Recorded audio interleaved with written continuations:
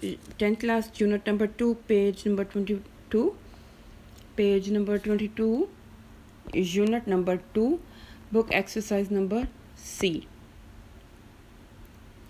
Book exercise number C में आपकी practice करवा रहे हैं वो प्रेजेंट इंडेफिनिट टेंस की और प्रेजेंट कंटिन्यूस टेंस की।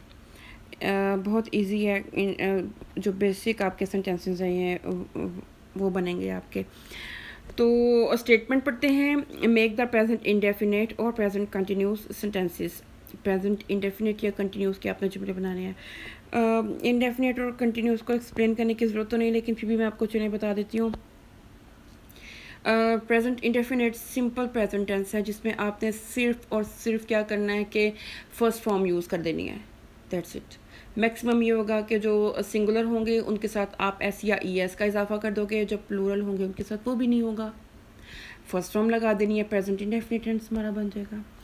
तो कंटिन्यूस टेंस में हमने क्या करना होता है, क्योंकि है तो प्रेजेंट ही, तो वही फर्स्ट फॉर्म लगेगी।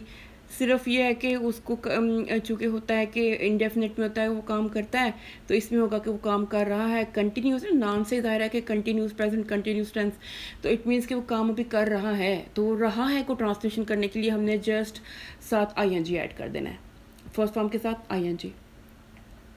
और ये तो फिर आपकी सेंस खुद ही आगे से बन जाएगी कि अगर ING वाली फॉर्म है तो उसके साथ हेल्पिंग वर्ब कौन सा आ रहा है, इज MR आ रहा है, ठीक है। तो अब ये जो सेंटेंसेस हैं इनमें उन्होंने 2 वर्ड्स आपको दिए हुए हैं।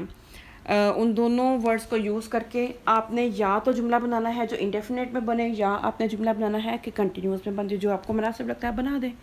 चलो जी, पहला जुमला है यू नोट लाइक। 2 वर्ड्स दिए हैं उसने, नोट और लाइक, इससे आपने जुमला बनाना है। डैश चॉकलेट, ठीक है। अब हम कंटिन्यूस बना के देखते हैं, you are not liking chocolate, ठीक है। ये भी मतलब नॉट बैड बन रहा है, बना सकते हो आप, रॉन्ग नहीं होगा। लेकिन जो ज़्यादा मुनासिब है मुझे ये लग रहा है कि हम इसका इंडेफिनिट बना लेते हैं कि you do not like chocolate, कि आप जो है वो चॉकलेट पसंद नहीं करते हो, ठीक है। मुझे तो ये ज़्यादा मुनासिब लग रहा है कि you do not like chocolate, आप चॉकलेट पसंद नहीं करते हो। तो नोट और लाइक को अगर हम यूज़ करेंगे तो हम किस तरह यूज़ करेंगे कि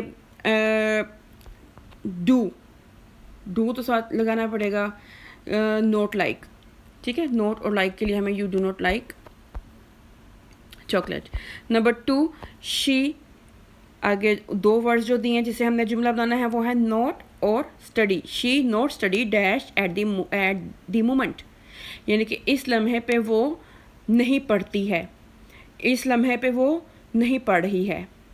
इस टाइम वो नहीं पढ़ती है या इस टाइम वो नहीं पढ़ रही है। अब क्या मुनासिब लग रहा है, वो इस टाइम वो नहीं पढ़ रही है मुझे ज़्यादा मुनासिब लग रहा है। तो अब हम नोट और स्टडी को यूज़ करेंगे कि हमारा कंटिन्यूस जुमला बन जाए। डेफिनेटली फिर हमारा जो हेल्पिंग वर्ब है वो भी हमें यूज़ करना पड़ेगा। अब शी लड़की है तो शी के साथ आर तो भी नहीं लगेगा, शी के साथ एम भी नहीं लगेगा, शी के साथ इज़ लगेगा, ठीक है। She is, note as it is आ जाएगा, स्टडी के आगे ING लगा देंगे, हमारी ING वाली फॉर्म बन जाएगी, कंटिन्यूस बन जाएगा, यानी कि रही है, ठीक है। वो इस टाइम पे नहीं पढ़ रही है, वो इस लम्हे नहीं पढ़ रही है, ठीक है। यही ज़्यादा मुझे तो मुनासिब लगा है, वो इस टाइम नहीं पढ़ती है, ठीक है। हाँ ठीक है, बट ये रॉन्ग कंसीडर हो जाएगा क्योंकि एट द मोमेंट, ये किसी मोमेंट की बात कर रहे हैं कि इस लम्हे वो नहीं पढ़ रही है।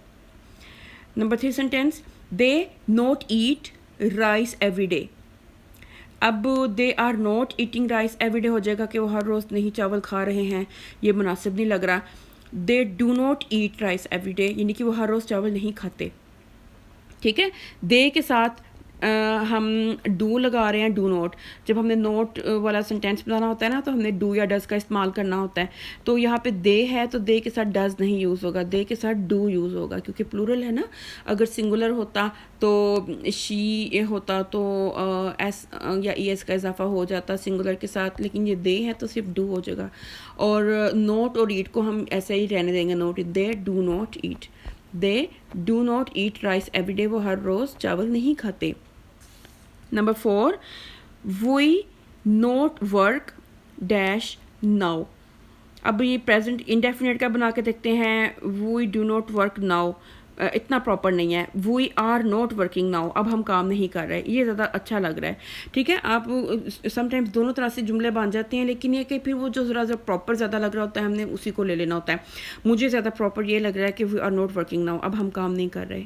ठीक है, वी के साथ आर और आईएनजी वाली form, we are not working, not और वर्क को हमने यूज़ करना था ना, तो नॉट और वर्क के आगे आईएनजी लग जाएगा और वी के साथ डेफिनेटली हमें आर लगाना पड़ेगा, we are not working now. Rain number 5, it rain a lot here. अब यहाँ पे देखें ये इंडेफिनिट में भी बन जाएगा, कंटिन्यूस में भी बन जाएगा। देखें अब डेफिनेट में हम बनाएंगे तो रेन के आगे एस लगा दोगे आप, इट रेन्स अलॉट हेयर, यानी कि ये एक लॉन्ग टर्म में बात आ जाएगी कि इट रेन्स अलॉट। यहाँ पे तो जनाब ये एक जगह ही ऐसी है कि यहाँ पे तो बारिश बहुत ज़्यादा होती है और ये लॉन्ग टर्म में आ जाएगा आपका जुमला।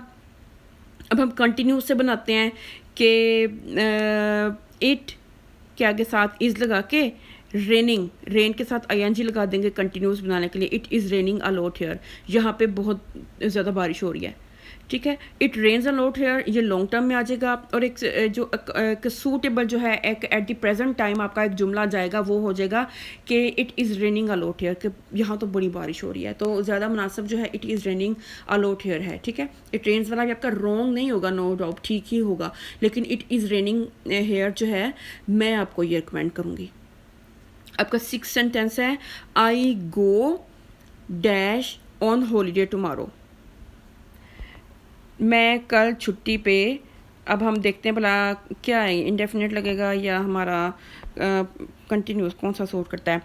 आई गो ऑन हॉलीडे टुमारो, मैं कल छुट्टी पे जाता हूँ। टुमारो कल है ना आने वाला, तो मैं कल छुट्टी पे जाता हूँ, नहीं ये तो बिल्कुल मुनासिब ही नहीं लग रहा।